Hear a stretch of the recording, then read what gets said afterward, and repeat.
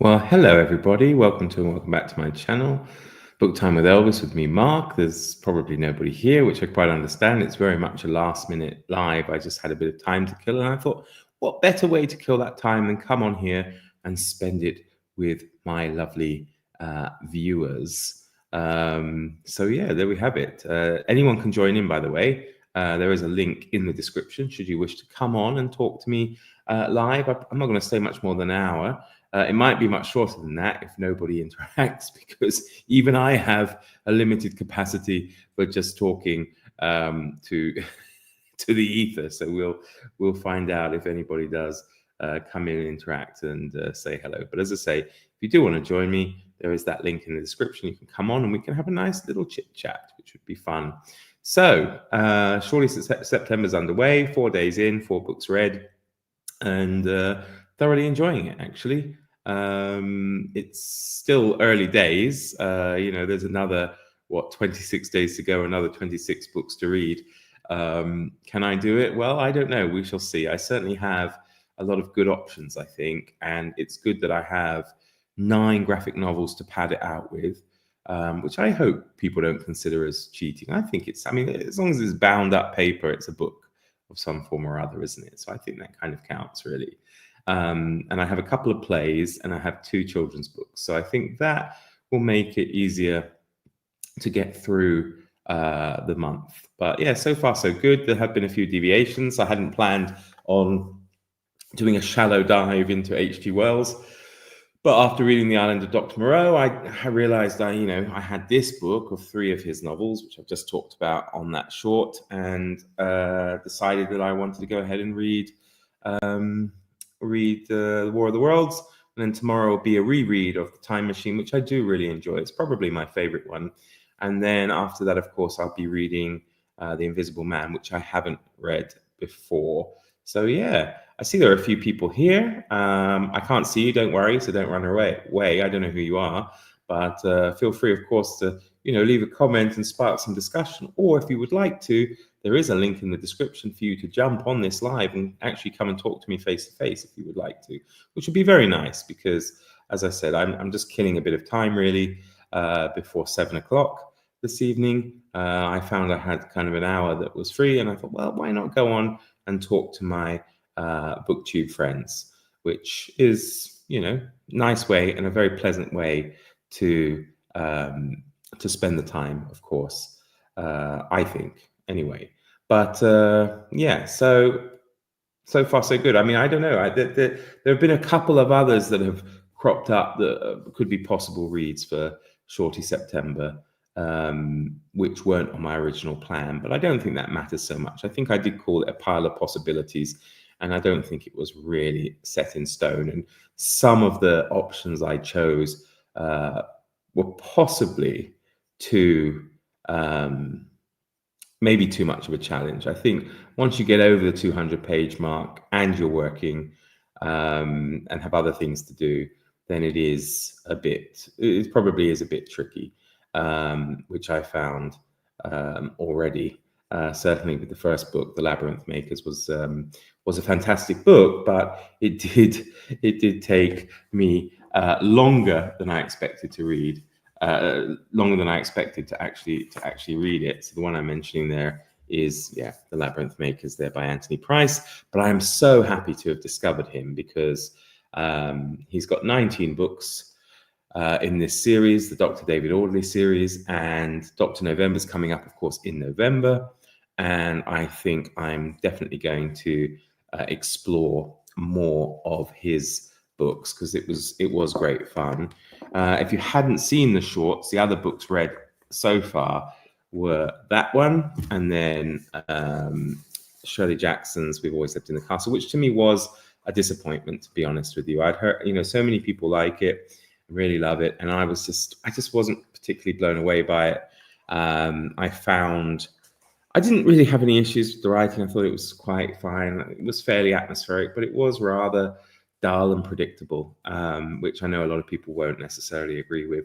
Then, of course, day 3 was H.G. Wells' The Island of Dr. Moreau, which, of course, I talked about yesterday, which led me into wanting to do this. I can't obviously say deep dive, but shallow dive of some of H.G. Wells's work because they do fit very nicely into the Shorty September criteria. So we have a few comments from people. We have Jill here. Hi, glad you could make it. And Karen's here as well. Hi, Karen. I hope you're doing well. Yeah, it's hard, isn't it? It's hard to do something every day. I find like even taking medication, I often forget. I think, don't they say you have to do something more than, is it 28 times or 32 times or something like that? So yeah, but at least with something like Shorty September, it's such a big thing that you're very unlikely to forget to read a book every day when you know that you have to read one every day. There was Summer from Sterling Reads she had just read The Legend of Sleepy Hollow. I have that, but I have it in a book of Legend of Sleepy Hollow and other stories, so I'm a bit nervous about doing that one unless I do it as an ebook, I suppose, because I haven't got time to read the other stories, and they don't come under like individual books on Goodreads, whereas Sleepy Hollow does. So I might e-read that. So my plan to combine this event with Read What You Own is okay, but there's no way I'm going to get through the 30 books that I actually own now because I've made changes. So as I said, the H.G. Wells book is full of 3 of his novels, so that's really only 1 book, and then that's going to remove 3 books that I do own. So I think it's more now about concentrating on the event of Shorty September and not worrying too much about the books I actually own and how many of them I can get done. I mean, I'll probably get at least 10 to 12 of the books I own removed from my shelves, as it were, because another 9 of them are graphic novels which I liberated from the school library. Well, no, not all of them. Probably half of them I did. So yeah, there we have it. Shanomic is here, or Seanmick is here. Hello, hello, hello. Nancy's here. I've read some good short books this week. Foster by Claire Keegan, Chess by Stefan Zweig, and The Fire Next Time by James Baldwin. Yes, I didn't. I have a few Stefan Zweig, so I should probably have thought about including him on my list. So, and Chess is, I think, extremely short, isn't it? Yeah, because things like, I don't know, I've got, speaking of chess books, I've got The Queen's Gambit, which looks like it would be easy to do, but it might just be a step too far. So we'll have to see. I'm definitely going to give it my all. And perhaps, I don't know if it's cheating or not, but like, I've been finishing these books by late afternoon and then I have time. So I could really start reading them in the evening. And I don't know. I don't think that necessarily is cheating, because as long as it's within a 24-hour period, that if I start reading one the night before, I don't think that matters too much. So hopefully that will be fine. Sean Mike has been somewhat of a reading slump this week. Oh no, work has been keeping me pretty busy. Yes, that is the bugbear for all of us, I guess, or most of us, when we have to juggle our reading with our working. But I mean, maybe audiobooks perhaps could help a little bit with that, where you can chop and change between the physical book and the audiobook. So I will say again, because we have a few people watching, there is a link in the description. So if you would like to come on and talk to me and be live with me, then you're very welcome to do that. Of course, you don't have to, but it may hinder the length of the live before I run out of steam. But also, please do add some comments to kind of fuel the discussion, so I'm not sitting here just rambling on and on, because I am not in Steve Donohue's category, or in the same category as Steve Donohue for that. I have a limited capacity for waffle. Well, maybe. I don't know. But yeah, there we have it. So I did have a nice live yesterday. I don't know if anyone here saw that. I did that with Randy Ray from The Literate Texan and with Steve Donohue. It was interesting. So that was good fun. And I do very much enjoy doing these lives because, I don't know, it feels like you're actually interacting with people rather than just talking to your camera. Is anyone else who's watching, is anyone else partaking in Shorty September or any other reading events this month? Do let me know what you're reading. So at least, as I say, you have something to talk about. Yeah, otherwise I might end up floundering and the rest of this video will just consist of me going, So yeah, we'll see. But yeah, I'm back to school, which is good. Today was the first full day of lessons, which was quite a shock really to the system, you know, after a couple of months of not having to do any lessons. And then it was, you know, we were eased back in rather gently, I can say. So Monday was just, we were there for just 2 hours, which of course, big help for me finishing the Labyrinth Makers. And then Tuesday, again, we were just kind of doing administrative stuff, and I'm not a classroom teacher, so I didn't have to really do much there because, you know, as I say, most of it was classroom administrative stuff. And then yesterday there was some kind of, you know, class team building stuff going on as well, which again didn't involve me. So today was the first day we actually started lessons, and I made myself extremely popular by giving all the students an essay to write on their first day back about their summer holidays in English. So that made me very popular indeed, as you can imagine. First day back, and everyone has to do writing for marks. But we don't often do writing in my English classes because you know, I share the English teaching responsibilities with a Czech teacher who teaches English, and of course me as a native speaker. So mostly we do conversation, but occasionally from time to time we do like to assess their writing ability. So Jill says, I'm processing chicken. Don't think you want me live chatting while doing that. No, probably not. Might be a bit gruesome or a bit noisy, I imagine. There, I don't know whether you're doing that like at home for lunch or you're actually processing chicken in a kind of abattoir environment. I'm not sure.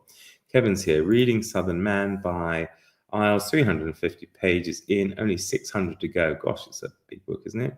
I plan on reading short books after I finish just to get my numbers up. So, Kevin, is this book is it's a series, is it, or is it just a standalone book? Jim's here. Hi, Jim. Good to hear from you. Just dropping in to say hi, Mark. Enjoy the live. Thank you very much, sir. I will do my best. I shall definitely endeavour to do so. And as I said already, and I'll say it a couple of times more, should you wish to come on and join me, anybody, there is a link in the description for you to be able to jump on here and chat and tell me what you're reading, what you've been doing. It might be nice to see either a new face pop on or an old face that I haven't spoken to in a while, or even somebody I spoke to yesterday. None of that really matters. It would just be good fun rather than me just talking to myself. Elvis is looking at me like I'm mad because I think he's expecting some kind of return element to the conversation, but he's not getting any. So yeah. But yeah, that's been it so far, really. I have tomorrow I have to go to our state capital. I have to go to pick up my new ID card because a year after moving in, finally had my address here finalized, which once I had that done, I have to get my identity card changed. And it's a whole biometric process, you know, take my fingerprints and all that kind of stuff. So it's good fun. Nancy says, I will start King Lear soon for Shake-Tember. Of course, it's Shake-Tember, isn't it? And it could be a nice thing to combine with something like Shorty September. I mean, Shakespeare plays are not going to take you more than a couple of hours to read, so you could easily read. Excuse me, you could easily read a Shakespeare play a day. So yeah, that's kind of fun. Betsy, hello there. Just hopped on. Thank you for the daily reading chats. Well, you're very welcome. Very welcome. I know some people don't like. The short formula on YouTube, but I just knew I couldn't commit to doing a full video every day.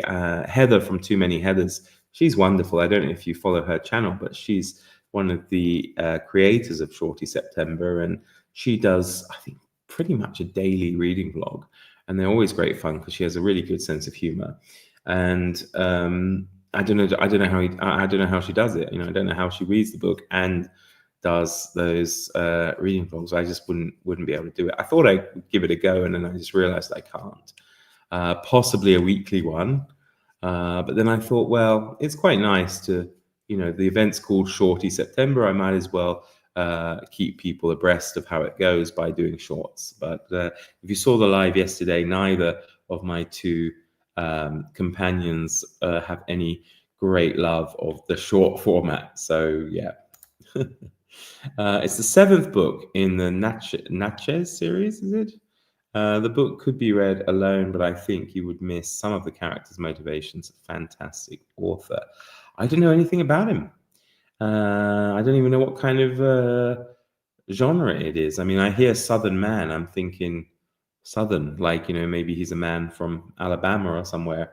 So I don't know what whether it's a thriller or adventure or science fiction or anything like that. I have absolutely no clue. So here we go. Oh, okay. Indie author Jill has entered the chat. Hello, Jill. You really are popping on while you're processing chicken then? Yeah, the chicken is dead, so we don't have to worry about any. It's just chicken breasts. Oh, okay. I ordered 2 40-pound cases of chicken breasts, and they come in these. When we get them, they come massively like this. So I've got to cut them apart and trim the fat off, and that's it. But I've got the camera set up to where we don't have to see all the details. Now, did you have the camera there anyway by chance, or did you actually have to go and set it up? It's just my phone. Oh, okay. Super. That does look a rather large chicken, though. They are. I would have to use a gallon bag to put them all in, and then it would be way too much chicken for just my husband and I. So we cut them up smaller so that it's easier to manage. All right. Okay. So how many chickens do you get then for at one go? Well, we got this in this and this for one box. Wow. Okay. Wow. That's impressive. And we got two boxes, so quite a bit. That'll keep us for a year or two. Blimey. So you obviously big chicken fans in your household then?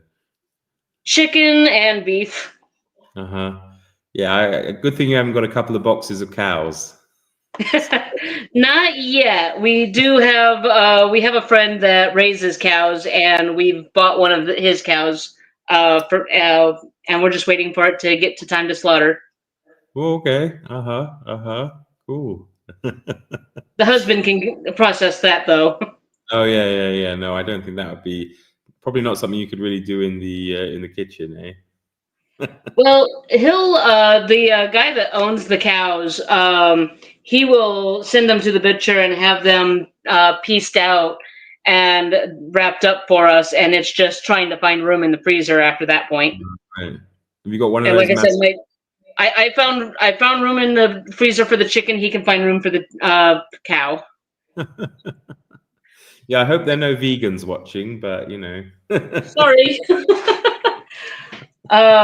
No, I actually just got done filming a video reviewing Pearl Fields and the Oregon Meltdown. And that was an interesting one. That's a book you could read in a day. Oh, okay. All right then. And that's a self-published book.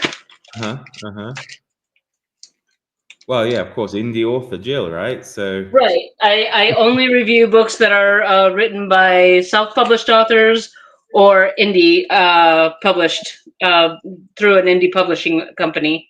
And what made you go down that road? Well, I myself am a self-published author. I looked at self-publishing and traditional publishing, and with self-publishing at the time, you get to keep 60% of your royalties, whereas you get less royalties if you go traditional published because they're doing all the a lot of the marketing and the um, title, the cover page. They take care of your cover, and they take care of a lot of the marketing, and they kind of guide you on how to do your own marketing. Mm-hmm. So as a result, they end up justifiably taking a bigger portion of your royalties because they've got to pay all those people. But also, you don't get as much creative control with traditional publishing as you do with self-publishing. And I noticed a lot of my fellow self-published writers were struggling with marketing. It's so hard to talk about your own book because there's a bit of imposter syndrome that comes with it. Of yeah, of course, I think I did a good job. I wrote it, and that's kind of how a lot of other people might perceive it. Of, well, of course you think it's good. You wrote it. Yeah. But if you have somebody else that has no bearing on you, you don't have a friend. They're not a friend. They're not a relative. They're just some person that discovered your book and said, hey, I actually like this book, then that has a little bit more merit to people buying books, and they're like, okay, yeah, I want to check this book out. Somebody else said they liked it. I want to see if I like it. And it was just an idea. It was just something that I started doing in order to help my fellow indie authors get their books out there and to get noticed and to help them with their marketing. And I always tell them that they're welcome to use the videos as part of their marketing package for their books. And do you find it's more kind of hit and miss? Because obviously there are less, I mean, there are going to be really good books in there, and there's also probably going to be a lot of awful books out there too, because I guess the control, if you can just publish your own thing, there's less kind of quality control maybe. So, do you have to wait? And I do you have to wait through a lot of gump before you come to something diamond or gold? Or so my rule with doing reviews is I will never talk bad about the author, but your characters are fair game. But if I read a book and I just did not enjoy it and I can't find anything good to say about it, I don't do the review. Okay, that's fair enough, I think. Yeah. I suppose you would have to, really, because then you'd be opening yourself up to things as well, wouldn't you? I guess right. Yeah, that makes sense. That makes sense. And how many books have you published? Myself? Yeah. Oh my gosh, I've lost count. I've published 4 in the Tawny Dallas series, and then I believe 3 or 4 individual books. So about 8. Okay. So you obviously enjoy it then. Oh yeah. I'm currently working on a story of my own where the main character, it starts off with her. She's 11 years old, and she finds out that her mother is a princess. Right. And her father is Santa Claus. Okay. All right. And so she is sent off to live with her aunt and uncle who live in Tennessee, and their kids, and she fits in as if she's just one of the siblings. But the reason is because her mother left the throne to join her father as Santa Claus.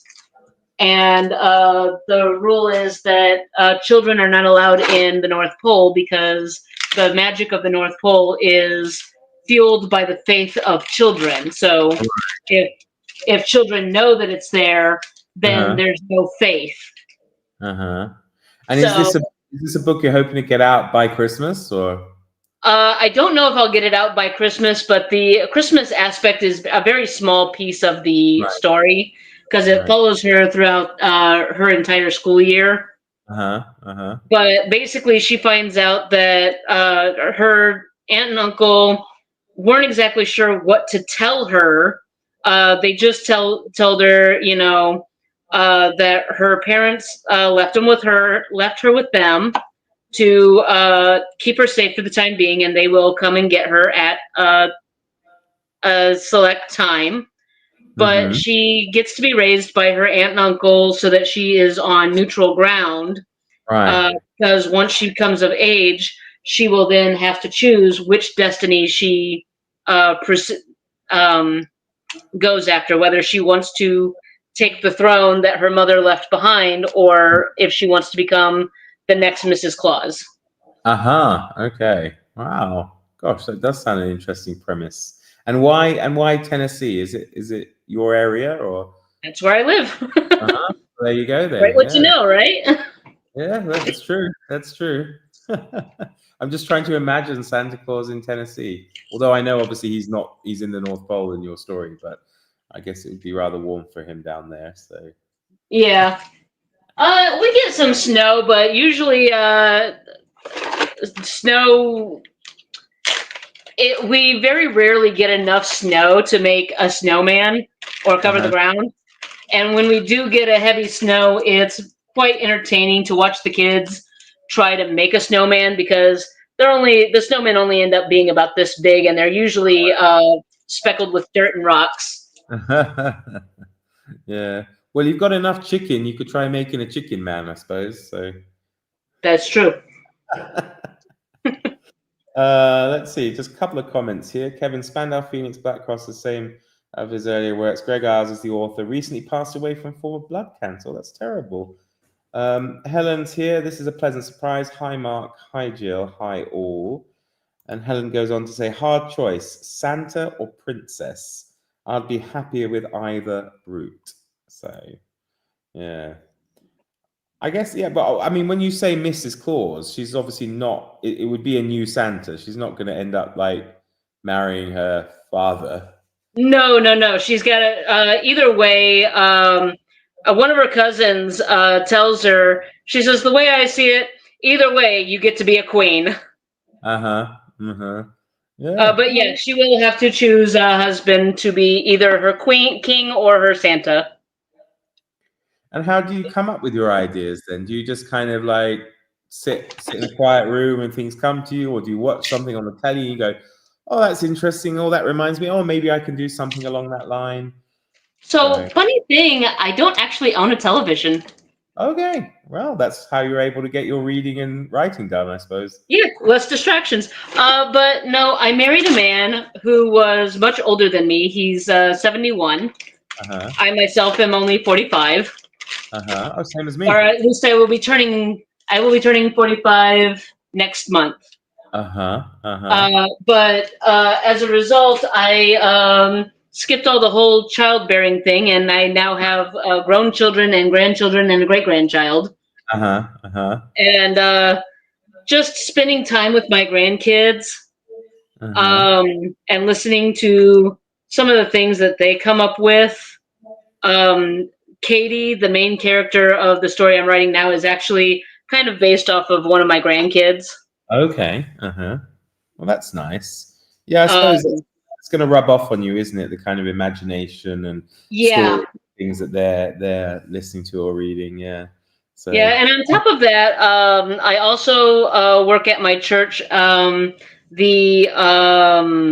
work with the 8 to 11-year-old girls Mm-hmm. in my church for activity days. So when you're around kids of that age, it's kind of makes sense that they become your kind of reading audience, Mm-hmm. Mm-hmm. and you just kind of start writing stories that cater to them. Right. So this is like, is it what, YA or something, or younger than that, or older than that? Or? Middle grade to young adult, yeah, Yeah. Mm-hmm. Mm-hmm. because there's enough with my granddaughter. There's enough inspiration with her that I could basically follow this almost on a Harry Potter scale of just following her through the years, Mm-hmm. each year while she's learning to be either Mrs. Claus or a queen. Mm-hmm. Mm-hmm. Yeah, yeah, because I suppose she'll have. Oh, sorry about that. Shh. I guess she'll have a Alice! few. before she can decide. But I'm curious though, the older man you married, he doesn't have a long white beard and a penchant for wearing red, does he? Or No, he usually wears more blue and white, okay, and he stays clean shaven. oh, okay. Well, there you go then. I just want. Yeah, he looks very much nothing like Randy. Well, actually, I meant Santa Claus, to be honest. But Yeah. But let's face it, Randy could absolutely be Santa Claus. it's true. Yeah, I guess Randy or Sean Standfast would have a good go at that, probably. Yeah. Yeah. Well, not just for the looks, but Randy also has the jovial demeanor. He is very jovial. That's true. That's true. Oh, Yeah, so this particular book you've been talking about. This is in the idea stage only, or have you actually started writing? I've started. I have started writing it, and I've had to do a lot of research because I don't know anything about reindeers. And at one point, she is going to have to interact with the reindeer. So I had to do some research on reindeers and come up with the reindeer games. And at one point, she'll end up at the Christmas Council, where she meets all the Santa Clauses or Christmas spectrals of the world. So if anybody in the comments has a Santa Claus or a Christmas persona that they would like to educate me on, by all means, please do. Yeah, it's interesting. I don't know. But you've got me. I'm definitely interested in the so-called reindeer games. I guess you'll have to come up with a kind of Quidditch for the North Pole. Yeah, it's so far one of the games that I have is the reindeer. It's basically a combination of polo, soccer, and cricket. Okay, all right. So it's a big soccer field, a large soccer field, and there's a ball that gets passed around, and the players are all riding on the backs of reindeer. And they're tossing the ball back and forth to try and get it into the soccer-like goals. And then there are goalies. They are also on reindeer, but they are holding big bats to bat the ball away. Okay. Gosh, that certainly gives one an image. Yeah. Gosh, how wonderful to have such an imagination, though. I find that I struggle a lot with imagination myself these days. You know, I think maybe I read too much nonfiction. When my this is my second husband who I'm married to. My first husband had a son from a previous marriage, and one day my mother told him he needed to go outside and play, and he said, "There's nobody outside to play with." Yeah. And she said, "You can play by yourself. Just use your imagination." And he said, "Well, I don't have one yet. Mom and Dad didn't buy me one." Oh, that's a good one. Yeah, the Sony Imagination 4. Yeah. No. And have you read any recently that have been absolute standouts for you from the self-published community? Yes. One of my favorites was Sworn to the Sea. For anybody who likes a good pirate adventure. Oh, it sounds like something I like. Okay. Yeah. So the woman's name, the main character is a woman named Levanine, and she is a maid for this wealthy family. And the family is getting ready for a suitor to come and marry their very demanding and high maintenance daughter. And before he can get there, pirates come and attack the house, and they threaten to take the daughter for ransom. And Levanine, being the incredibly wonderful person she is, steps up and says, "Don't take the daughter, take me." Right. And he's like, "Why would I take you? You're not even that pretty. We wouldn't get a ransom for you." And she says, "No, but I know different herbs. I can keep your men healthy. I know how to sew. I can keep you in clothes, and I won't throw myself over the edge of the boat." This woman will commit suicide because she does not have a religion that says that that's a sin. Right. On top of that, she has a suitor who is already on his way with his ensemble, and they will hunt you down. You won't even get back to your ship. And they Right. said, you know what? Okay, we'll take the maid. So they take the maid, and rather than making her a slave, they make her one of the crew, and Okay. they tell her that she has to wear breeches and shirts and cut her hair because she has to blend in with the men. They're trying to keep her safe. She thinks they're trying to mock her religion, but she does as she's told. And as she goes along with them, none of them try to take advantage of her. Mm-hmm. They all treat her as a member of the crew and as a sister that they have to take care of Okay. until she starts learning herself how to do everything and how to be a part of this crew. Yeah. And she learns to sword fight with them and goes shopping with them, and she just becomes a part of this crew that is filled with pirates that don't act like pirates. Right. They are not big on pillaging. Mm-hmm. They only they're very Robin Hood-esque. They only steal from the rich, and most of their money is made by taking jobs to chart new territories or chart islands or whatever. Mm-hmm. So, and it's a fun adventure. There's sea monsters, there's cannibals, there's antics and banter, Mm-hmm. Mm-hmm. and I just really enjoyed it. So does it kind of fall into the fantasy genre, kind of, Yeah, or yeah, yeah? it would definitely be a fantasy. Uh-huh. Uh-huh. That sounds interesting. I mean, that's great. And that's a Sworn to the Sea. self-published. One more Sworn time, to the sorry. Sea by Dawn E. Dagger. Oh, okay. Uh-huh. Uh-huh.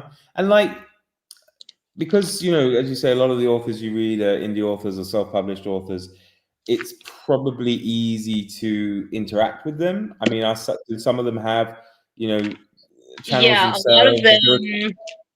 Yeah, a lot of them have a Thread account or Right. Instagram accounts. Mm-hmm. Mm-hmm. So when I do um, that's how I found most of them. Is I just went on Threads and I said, hey, if you guys have a um, book that you've published that you want to be reviewed on this channel, Mm-hmm. send me a link. And I always invite people to send me books if they want. But for the Yeah. most part, I've only had 2 books sent to me. All the books I reviewed, I have bought with my own money. Yeah. And is that Because mostly through Amazon or? Amazon, or if they have their own website, Yeah. because they make more money selling through their own website than they do selling through Amazon. Yeah. Yeah. And you're talking physical books then, or the ebooks, or both? Yeah, physical books. Physical books. Yeah. Well, I suppose with the print on demand, you can, I think it is cheaper if you get the author's deal on Amazon, where you can print out like 1,000 books or 999 books, and then if you sell it yourself through your website, yeah, I can see why people make more money from that. So Yeah. yeah. Well, I mean, I do. I make more money if I can tell people, hey, just buy directly from me. Yeah. Yeah. And how does it work in terms of, is it a hobby that generates some money, or do you can you actually make a living out of it? I haven't made any money off of my book sales. Uh-huh. So it is a labor of love. It's very much a labor of love. Now, there has been people who have, um, made a lot more than I did. Mm-hmm. It just really depends on the person and how their marketing is. I've known people that have made thousands. Yeah, yeah. I mean, I'm surprised some big name authors don't go down the self-publishing route these days, because they could even absolutely increase the amount of money they make from their writing. Well, it depends on your knowledge because, like I said, when you self-publish, you've got to do everything yourself. So if you don't know anything about cover design or formatting, because if you go to the traditional publish route, your publisher will take care of a lot of the metadata for you, the formatting and the typesetting and the cover design. And if you just don't know how to do any of that, you're better off going the traditional publishing design and just a lot of the traditional publishing. The benefit of it is that you can just focus on writing and marketing, and that's it. Yeah. You don't really have to do a whole lot of the typesetting and the cover design and all of the meats and bones of it. Good choice of words, given obviously what you're doing at the moment. But I mean, Yeah.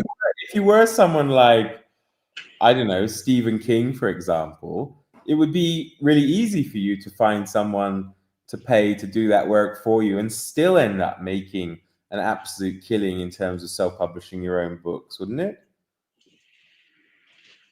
Yeah, and that's the thing is that when you self-publish, if you get an editor, and that's the biggest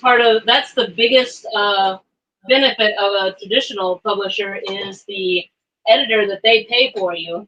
Yeah. Because most editors, I think, the last time I went looking for an editor, I was quoted about $300 per manuscript. It's quite a lot, isn't it? Right, and if you don't know for sure that your manuscript is going to sell, then why would you pay that much money? Like you don't even know if you're going to get that much back from it.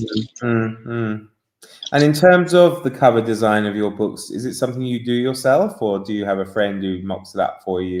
Sometimes it'll depend. Sometimes I will have I had a friend do my murder mystery novel because I wanted something that was more of a film noir feel. Yeah. So he did a black and white pencil sketch for me, and that became the cover. A lot of times, I'll just take a picture. I really enjoy photography, so a lot of times I'll just use one of my own photos that I've taken as a cover. Oh, okay. And then just put a title on it. Oh, that's cool. And do you have people that kind of return the favor, so to speak, with regards to reviewing your books on their channels, or if they have them, or in their spaces? No.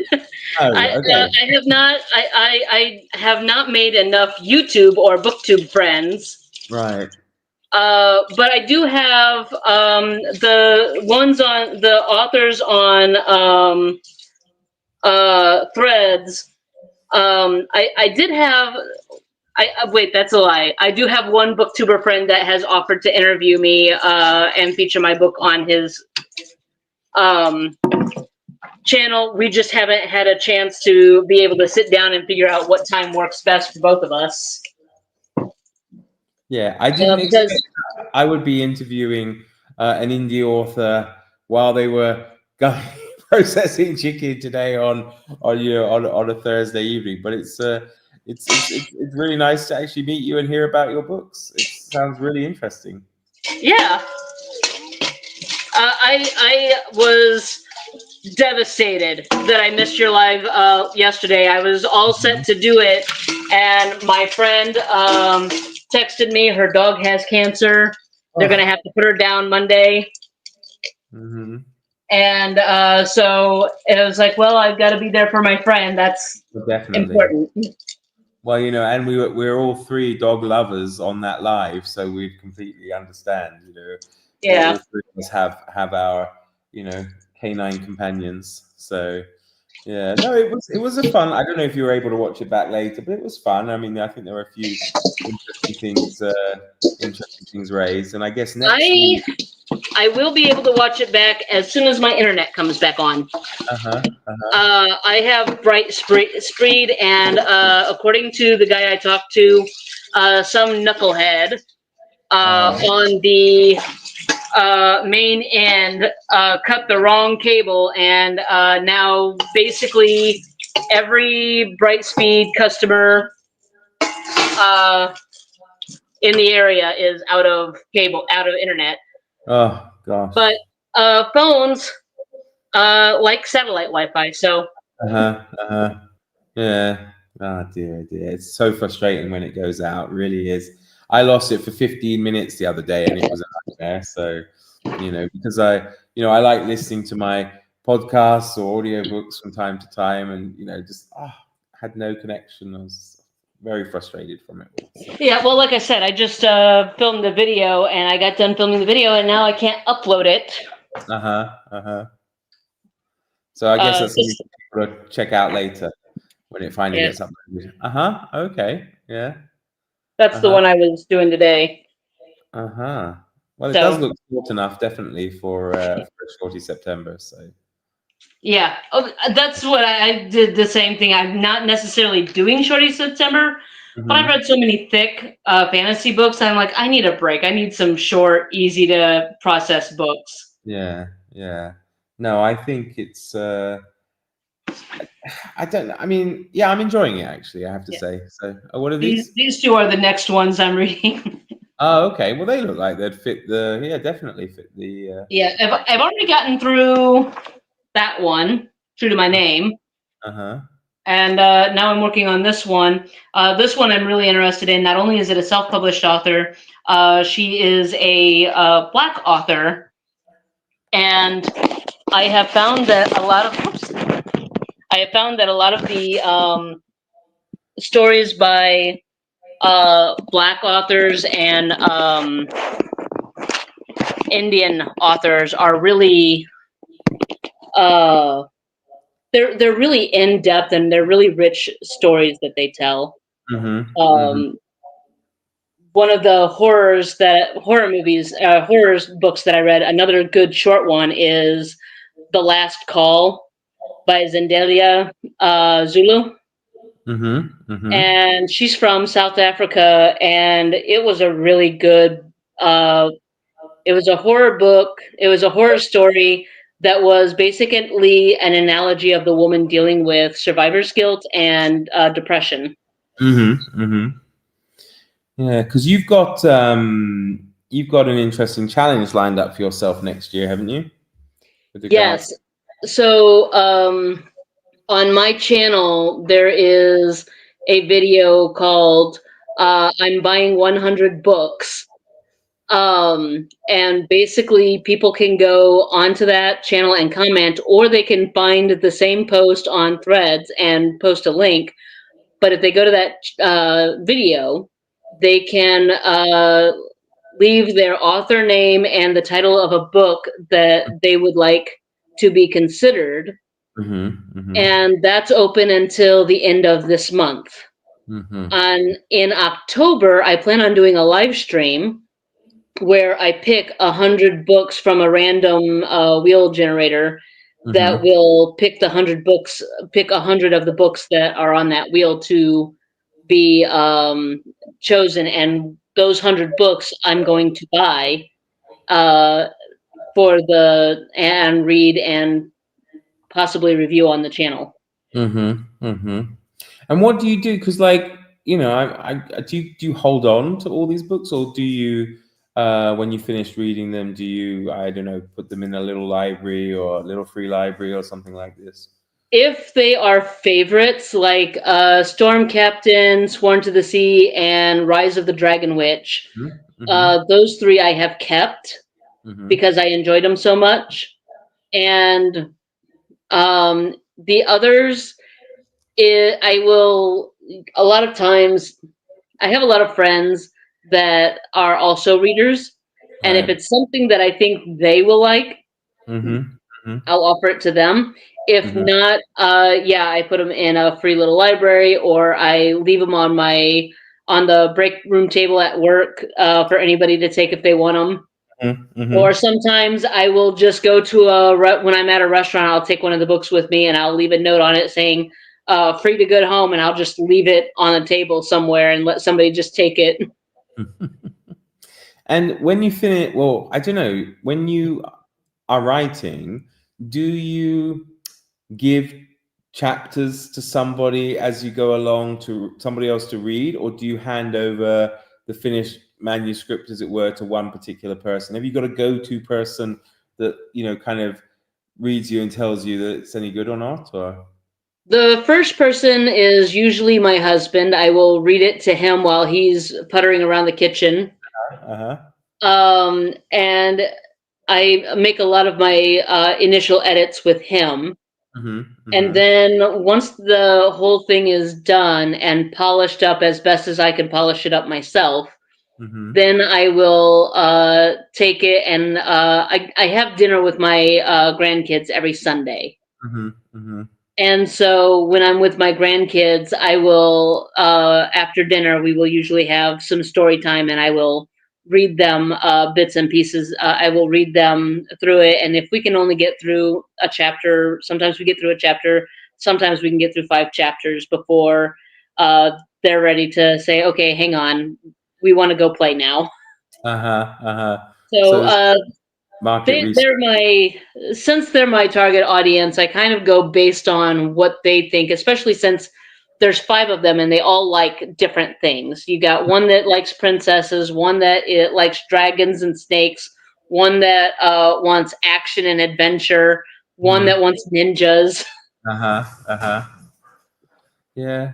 No, I get it. And what about audiobooks? Because you can self-publish audiobooks these days. Do you read your own stories, record them, and put them out there as well, or not yet? Not yet. I haven't gotten that far. Right now, I'm sticking with published book, just the paperbacks and the e-readers, because like many others, along with writing and doing a YouTube channel, I also have a job, and so once and basically, I only have the job to pay for the 100 books that I'm buying and to help pay down our debt. Yeah. And once that's taken care of, then I can go back to just reading and writing full time. And at that point, then yeah, I will most likely start looking into audio books. I don't know if I would be the narrator because I kind of get annoyed by my own voice sometimes. Oh. Yeah. No, I mean, it's something people say to me I should do, but the problem I've got, I don't think I could do all the character voices. I would get confused. I've had great admiration for people, these actors who are able to remember which character has which voice, unless they have it like color coded or some kind of reference when they're reading it out. But yeah, I Right. do that. I wouldn't be able to remember, and I'd probably mess it up and not be able to keep the continuity. So I think if I That was doing that is another consideration that I hadn't even thought of. But yeah, there's a good chance that I'd have a character with a high squeaky voice in chapter 1, and by yeah. chapter 4, Great. he's gone through puberty, and it's only been 2 days. Yeah, yeah. No, I think it would be very challenging. Nonfiction, I wouldn't mind doing because I do like the sound of my own voice, so I could read nonfiction out loud. But yeah, I think a lot of us like the sound of your voice. well, that's very kind of you. But it sounds really interesting. But if it's okay with you, I'm going to wrap it up because I do have to go out again with Elvis before it gets dark. But it's been a real joy to speak to you, Jill, and I do recommend everybody watching to head over to your channel, check it out, of course. And do you have a website where people can look at your books? I do not have a website. I rely very heavily on people just finding me on YouTube and Threads. But most of my books, I do, if you go onto my videos, a lot of the earlier videos do have direct links to my books. Oh, okay. Super. The last 3 or 4 do not, because I neglected to put them in. And like I said, until the internet comes back, I can't edit that. Oh, definitely. Well, Jill, thanks so much for coming on to speak to me. It's been a real pleasure, really. We'll have to No definitely problem. Thanks for keeping me company while I was processing chicken. we'll have to try and get you on with Randy. So that could be a bit of fun, I think. One of our Wednesday lives. Oh, yeah. So he's in charge of the guests, but I'll give him a nudge. And so thanks so much. I do have to work next Wednesday, so. Oh, I think he's got the next 3 weeks already sewn up, but we'll All right. to get in touch. So thanks everyone for watching. Thanks again, Jill. Do take care and see you all again very soon. So cheerio. Bye-bye. Bye.